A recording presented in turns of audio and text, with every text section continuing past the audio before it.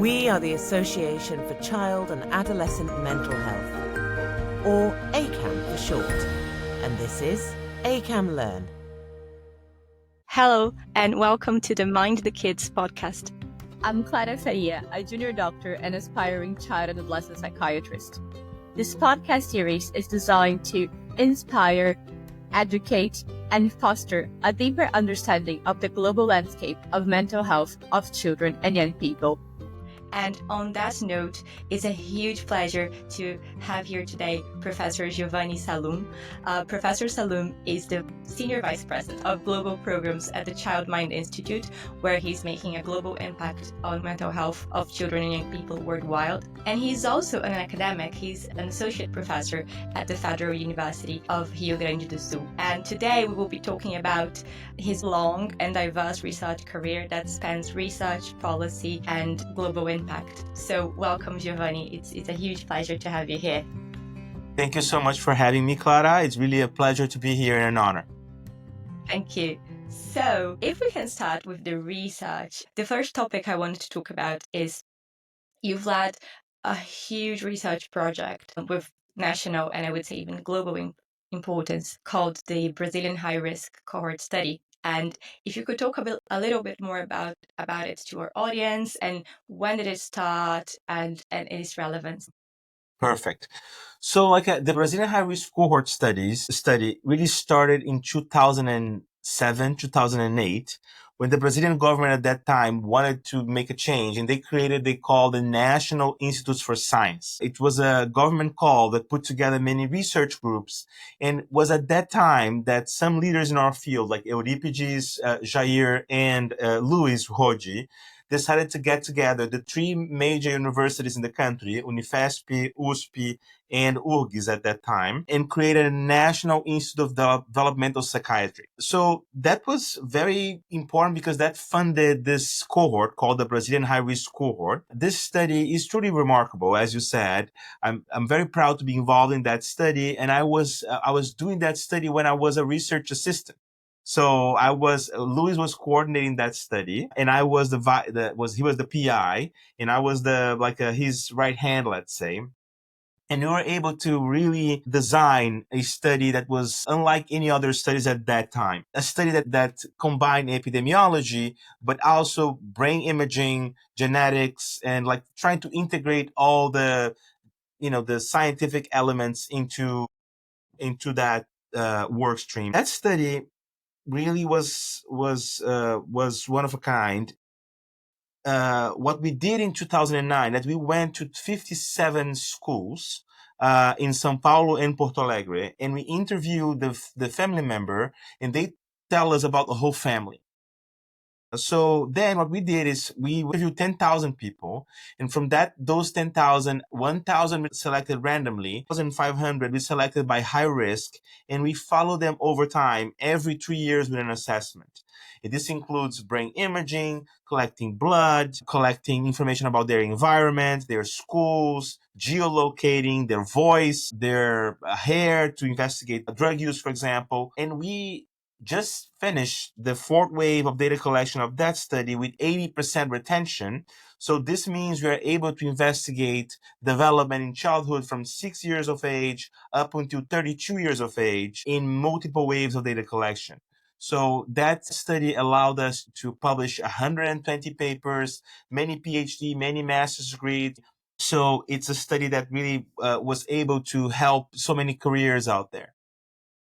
That's fantastic. And one thing you just said that I find it's fascinating is you said the study helped capacity building in our country, Brazilian as well. And not only capacity building, but I think it filled a really important research void that we didn't have. Because in epidemiology, when we talk about all these big cohort studies, they often come from high income countries, and there aren't that many. I think, there's the BHRC, there's the Pelotas birth cohort, but that aren't you can count on in the fingers of one hand how many cohort studies we have from low and middle income countries. So it's really fantastic.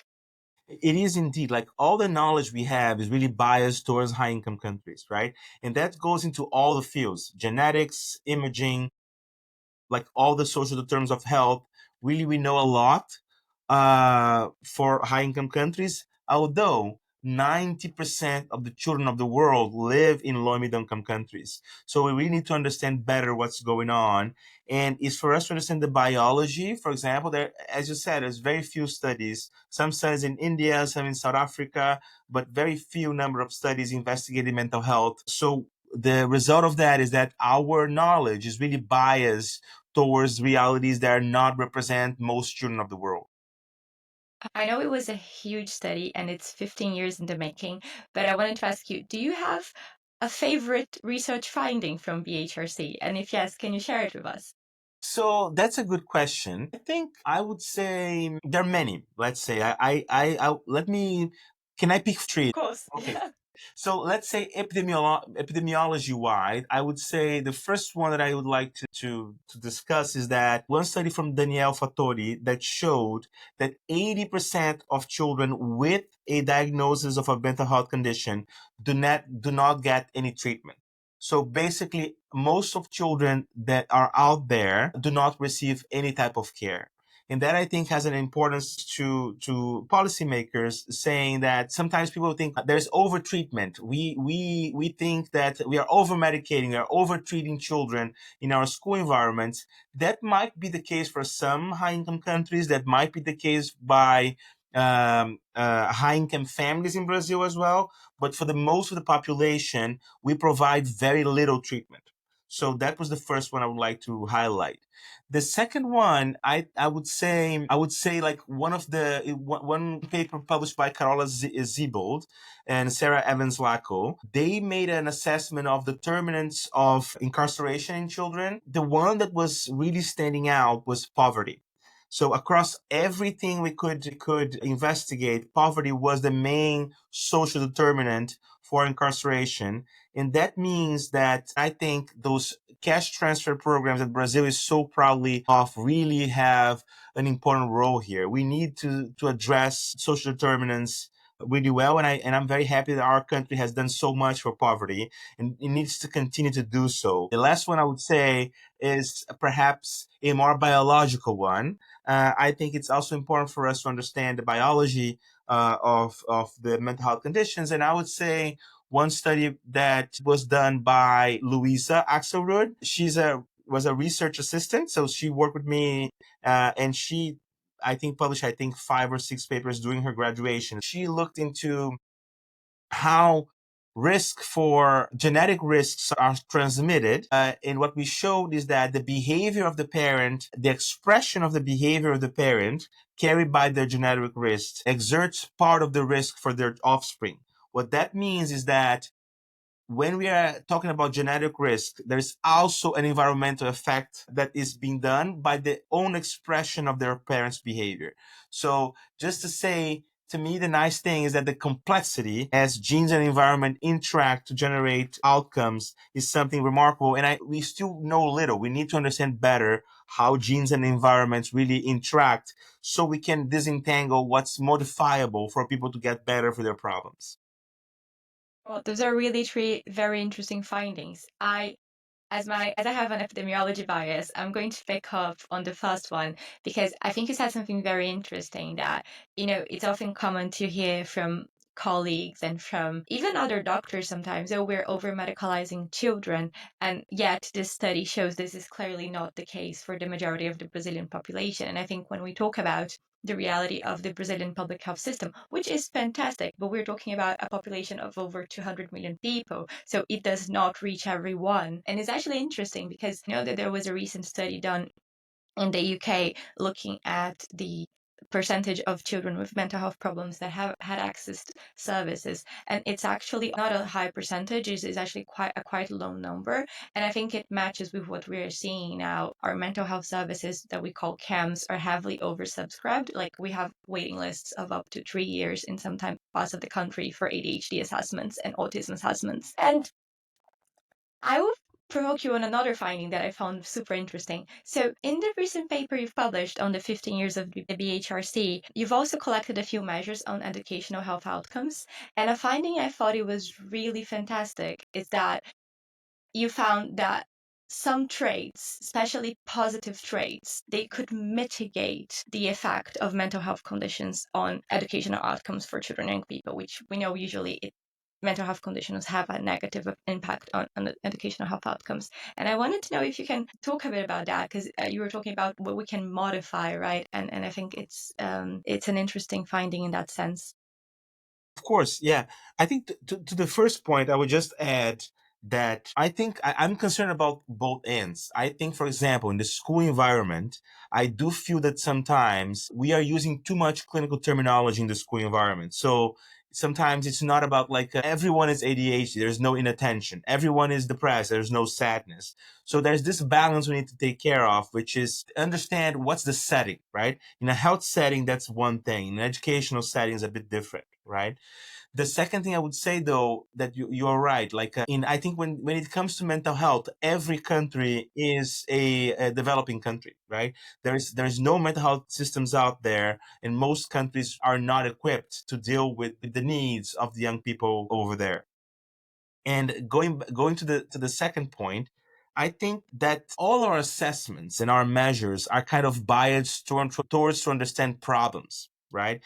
And then sometimes we are not really capturing the strengths of people more generally. And so in that paper that was published by Mauricio Hoffman, my PhD student, and now he's in a faculty at Santa Maria, we showed that positive traits really mitigate the effects of the mental health conditions on educational outcomes and also on IQ. Positives interact with IQ to also mitigate low IQ effects on educational outcomes. And I think to me that opens up to this whole field on for us to think what's the best strategy to help children? Is it better for us to help them with the difficulties they have, or is it better for us to invest in their strengths because that can perhaps mitigate their difficulties? So that's very fascinating because it might be another strategy to synergize, let's say, in terms of different types of approaches. Yes, totally. And I think, especially when we think about mental health service capacity, and we know that at the moment there is not enough capacity to see at the same time every child that needs it. Thinking about synergizing strategies, it would be really interesting if there was like an evidence-based, um, you know, framework to really encourage children's strengths. And that could even be done in partnership with schools, maybe. And that could definitely maybe help. Migrating to mental health services, which is another topic that I know you're very, very experienced at. So Professor Giovanni was also the mental health state secretary of Porto Alegre. And just for context to our listeners, Porto Alegre is a huge Brazilian city. It has over 1.5 million inhabitants. And you are in charge of if I understood correctly, you wrote of the whole mental health services in that region. And I think that's just like super interesting because you have like stakeholder experience and also the academic experience. And I wanted to ask you, what led you to transition from one road to the other? So it's a funny story because I was psychiatric meeting called the ACNP, the American College of Neuroscience Pharmacology, and at that year Thomas Insel, the director of the NIH, was leaving NIH, and he gave a lecture about his life legacy. He told a story that he was in a room full of people telling about all the results of genetics and imaging to a group of parents. And then there's someone in the audience that said, "Oh, Dr. Insel, it's very interesting that what you're describing there, but it seems that my house is on fire and you are worried about the chemical composition of the painting in the wall." And then that struck me a bit. I think, oh, there was truth there to me. And I was with that in my mind. And then I was leaving the concert of my favorite Brazilian singer called Caetano Veloso. And I was with my wife. And then I find a professor of mine called Erno Harzain. And he was leaving the same show and said, "Giovanni, it's time for us to give back to society. Would you like to be the mental health director of the city?" He was the secretary of health, the secretary of health of the city of Porto Alegre. And he invited me to coordinate the mental health sector, and I accepted. And it was the best, one of the best experiences of my life. It really changed the way I saw things. I was in a very academic, position at the beginning, thinking that I was going to like distill my knowledge to people. And that was not what happened. My knowledge was not very applicable to many of the challenges the system had. And I learned so much for people that have been there for their whole lives, right? We visited together like all the services in the city. We were able to implement an electronic health record, create new services, create an assessment mechanism for investigating quality of care. We closed really bad hospitals that were not serving children well. We were able to open new units in general hospitals to serve children. So that was amazing. I really enjoyed it. I had support from all over the administration. And also we were able to construct a plan for the whole city on what should be treated in each unit of care. But after like 2 years, my wife said, is either me or the city. So I chose her, and I went back to the university. But when I went back to the university, I couldn't continue doing the same thing. So I diversified my research interests, and I started doing work with the ministry about large scale studies to investigate pathways for care. That's one study that's already ongoing to investigate the pathways for care in each community center in Brazil, which is called CAPIS. And also a national trial for interpersonal psychotherapy, cognitive behavioral therapy during the pandemic, and single session interventions. That's another topic that I'm interested for the public health sector. So I really started being interested in things that are more like close to the need of people. And that has been very rewarding to me, is to shift my attention to things that can promote change and help people more. That's a really fantastic story. And when you said about the knowledge you've built during your academic career not being applicable to the reality of, well, coordinating a hugely complex mental health service, I think that applies a lot to the UK as well, because we're also at the moment in the middle of a national health service crisis. Like, we have an excess of demand, the waiting lists are huge. You can have private assessments, but private assessments are very expensive and only limited, very similar to what we have in Brazil, only accessible for a very limited part of the population. And I wanted to ask you, before we go into your fantastic work at Child Mind and impacting mental health globally, what are the main lessons you take from that period working at a stakeholder level? And if there was any major challenge you faced that like stayed with you? The number of challenges are like daily, like it's just like so many challenges. But at the same time, the joy is that you find so many amazing people working the system with very little. So that's the thing. For example, and you make really, you find people that are there. Sometimes I think in our academic lives become too much self-absorbed about like publications and our careers, which is fine. But I think there's a lesson there to be giving to others, that it really makes a difference. Like people are thinking about, there's so many people thinking about making a better system to everyone. So it's really a genuine concern about others that I didn't find in other fields. The other thing I really was passionate about was getting to know the stories, like getting to know the places, and how much the way you think about mental health really makes a change. So what I mean by that is that I made a very good friend called Sarah Jeanne is her name, and we could not be more different from each other. Like she's a very religious person, I'm not very religious. She lives in a quilombo, I live in a big city. She was very oriented toward community practices. I was all about evidence and science and etc. And this woman was the person that really taught me everything I know about mental health in the public sector, just because every time we visited a service, she was able to investigate where is the best interest of the people there. So like this whole way of asylum, this view that everyone should be put in asylums, which is something that was very strong in Brazilian psychiatry many years ago. The idea of take out liberty from people and not be able for them to express their true selves. And Sarah was like was completely, it was very easy for her to see and enter a service into whom we should also invest, because it's not only about closing services, because people need services. So where's the line between like service, there's violation of human rights, and where's the line between how do you work for them to improve, and where's time for them to close, because there's no one there you can help get them better. So I think that the major lesson learned is that it's, at the end of the day, to me, it's all about people and what you can learn from people. And I think it's to be open to learn from people that you never imagined you'll be able to learn, because they're different from you, because in general, they're the ones that are teaching you the most. Just let me tell you another story about Sarah. When I was, the most difficult time of my life, when my young daughter was in a ICU. She was born premature, and then she spent 1 month in the ICU. And I am not, as I mentioned, not very religious person. I was like doing therapy at that time. But the thing that really helped me at that time, my therapist helped, but Sarah was the one helping me the most.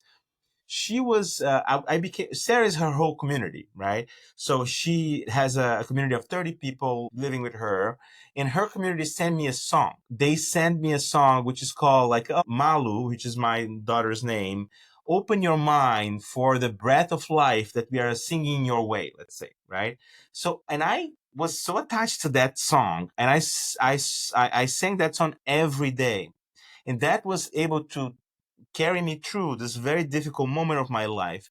And I think I'm mentioning that just because, I think that's all about mental health. It's all about that as well. It is about the connections we make with people and the ability that other people are to help us. And I think this goes back also to the positive traits we are talking about. The strengths, they're not only about what I can do well, it's how well can I motivate other people to help me.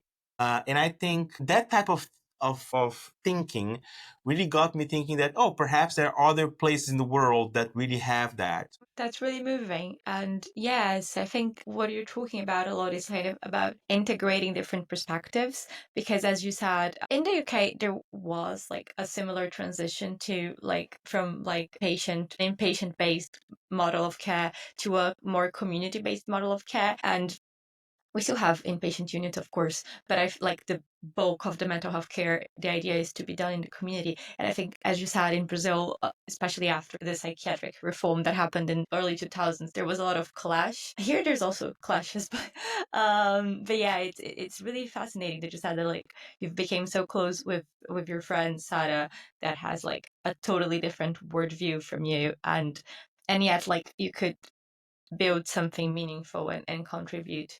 Now, back to research again, but this time at a global scale, because I know that currently you are the Senior Vice President for Global Projects at ChildMind. And if you could tell us a little bit more about what your work entails. And you said that after the experience as a mental health secretary in your city, you changed the way you see research.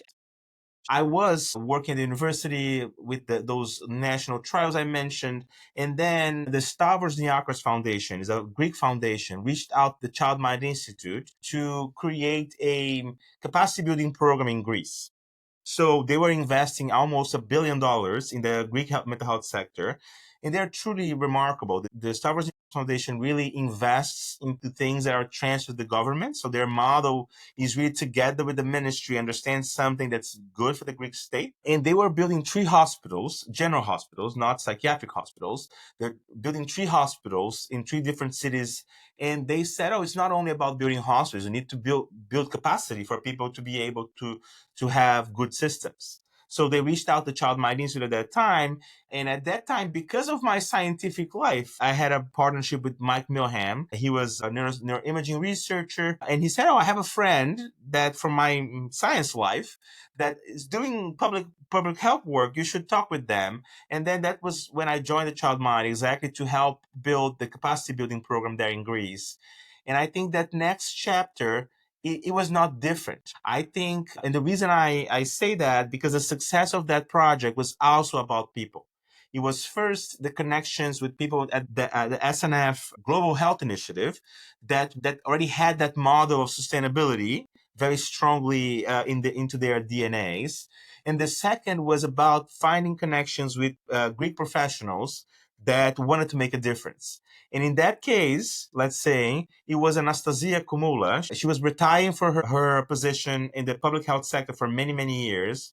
She was doing clinical training for the whole country for many, many years, and she is remarkable. And the reason the partnership in Greece worked was also about that trust. And the reason that I'm emphasizing trust is that there's in an international program, there's so many reasons for misunderstandings, language misunderstandings, cultural misunderstandings. If there is no trust out there, every misunderstanding is a possibility of a crisis, right? If there's trust out there, every misunderstanding, oh, yeah, he said that, but perhaps he's meaning other things. That you gain the benefit of the doubt, right? So the program in Greece is really remarkable as well. We were able to create with the ministry and with professionals all over the country a network of professionals to change mental health in the country. We were able to create training programs. We were able to do a landscape analysis, reviewing all the papers ever published in Greece. Then a landscape analysis with 4,000 people, understanding the needs of the country, review all the laws and policies, everything to make a plan.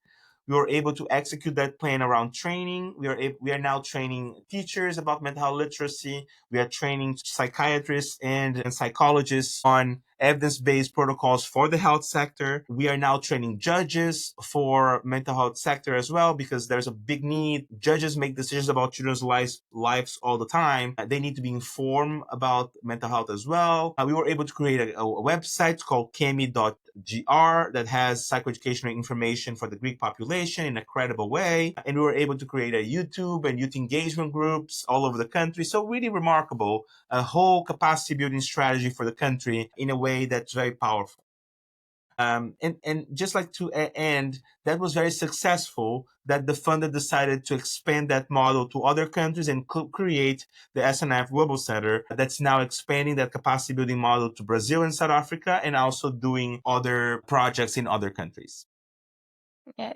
Wow, that's really, really fantastic. And about the Greek project and about the expansion of it as well, I have two questions. So first, related to the capacity building and training other professionals and training not only health professionals, but the school personnel and judges, and like, how did you all develop that training? Did you use already evidence-based tools available? When we're talking about implementing interventions in other countries, there's usually the challenge of cultural sensitivity. So how did you overcame this? So I think that's a very good question. First of all, we use a more principle-based approach. We said, given there was trust, and the trust was built around that, the first thing we said is that it needs to be science-based. The second principle was it needs to be about the children. We are concerned about the children. The third principle, it needs to be free, because people cannot afford care sometimes, and we need to be something for the public health sector. And the last one, we need to measure everything we do, right? So if we agree on those things, then we can try to move forward and work with differences the way we are thinking about, right? For example, we didn't say it needs to be cognitive behavioral therapy.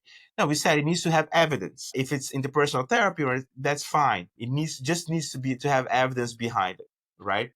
And that's important, because otherwise you go into, for example, there's so many schools of thought in Greece for psychology, that if you go to one school of thought, it might exclude many people. So we needed to really do something that has some principle-based approach. The second thing is that when you're approaching any country or anyone that you're working on, you need to avoid a colonialistic approach, right? Oh, you're saying, oh, I'm here to tell you how to do things, right? What a bad idea, when if you're doing that, sometimes people in the place that you are training know better ways of doing than you, right?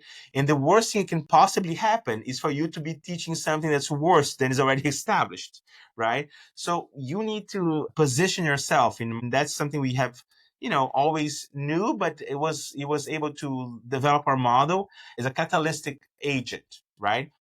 The good thing is that sometimes is that there might be competition in the country, or there might be not enough support, and etc.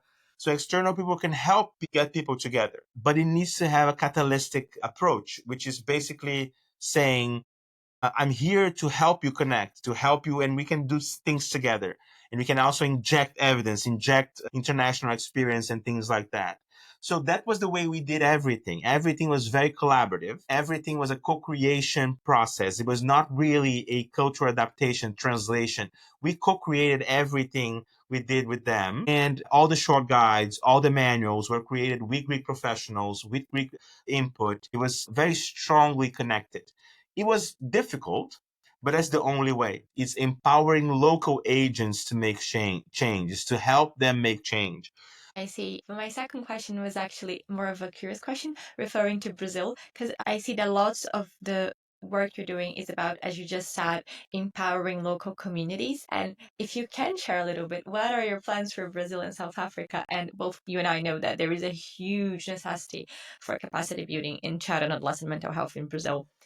So in all those countries, our approach are the same. It has always a data element, right? So we are in all those countries, always start with a systematic review of the literature in understanding everything that has been published about that reality.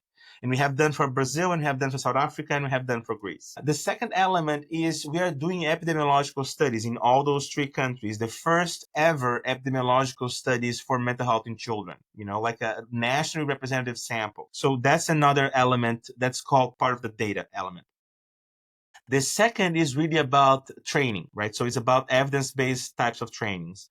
And what we are doing in all those countries is, again, trying to use the protocols we have developed for Greece, but together with professionals in those countries, adapting them to make them freely available to the communities. We are also launching websites. So in Brazil, it's going to call Junto, basically like together. That would be the main thing. In South Africa, it's going to be CAMI.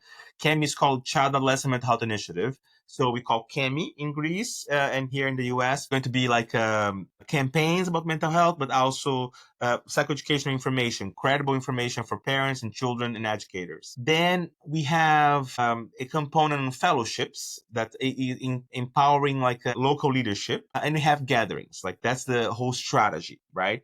In Brazil, what we are doing is, again, connecting with the ministry. We have a strong partner called IEPS in Brazil that does a lot of public policy. We are also connecting with USP Ribeirão and USP São Paulo for the adaptation of the manuals. We are also connecting with other community organizations to mapping community organizations that are doing mental health work in the country.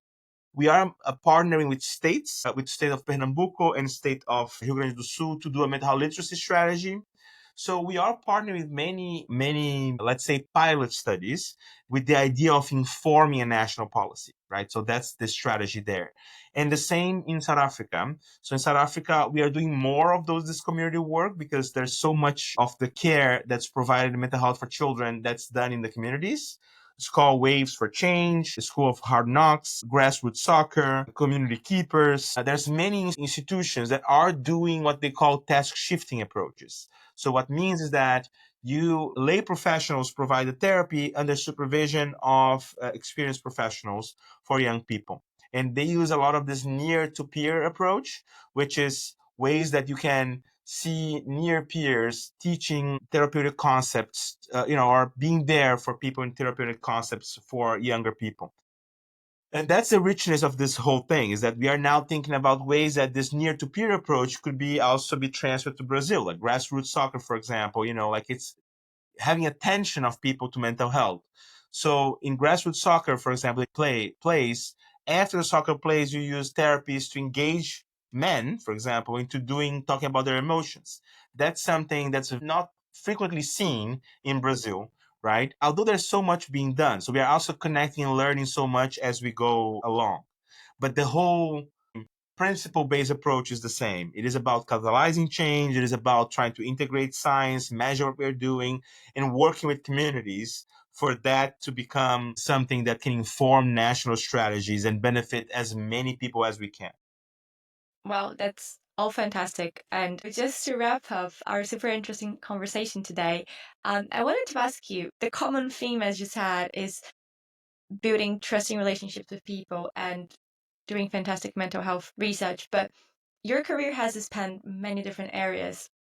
And you've had so many unique experiences, and we have a huge early career audience here at AAM. And so I wanted to ask you to wrap up, if you could give an advice maybe to your younger self when you were completing your PhD at URGS, what would you say? That's a difficult one.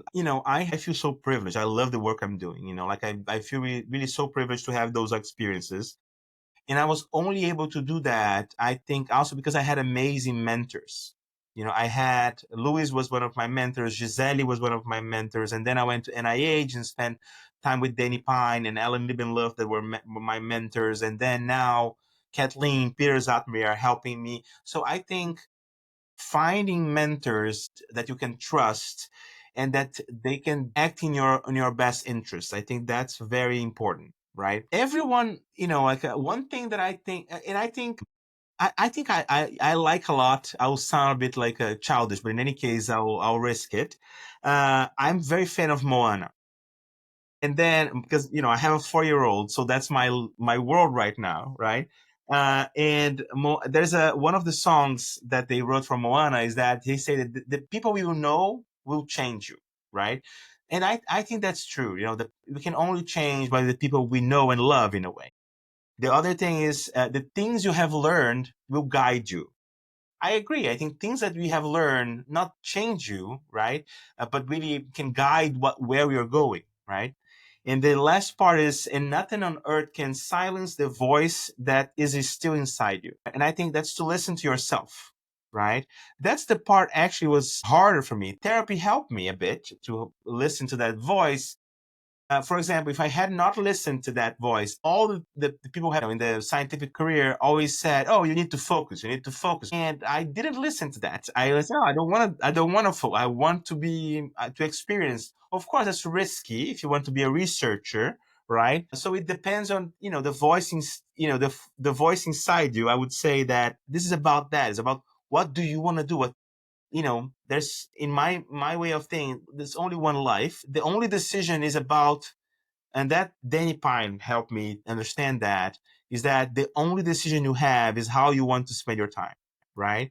So I wanted to spend my time getting to learn, getting to learn as much as I can about different things. And to me, learning, it is not only about what I know, it is about connecting. It is about creating a space that you have relationships that you love, that love you, because that's where you are able to say the things that you're not doing right and still learn to grow. So for example, if I know, Louis, for example, is someone I have no doubt that really loves working with me, loves me, and etc.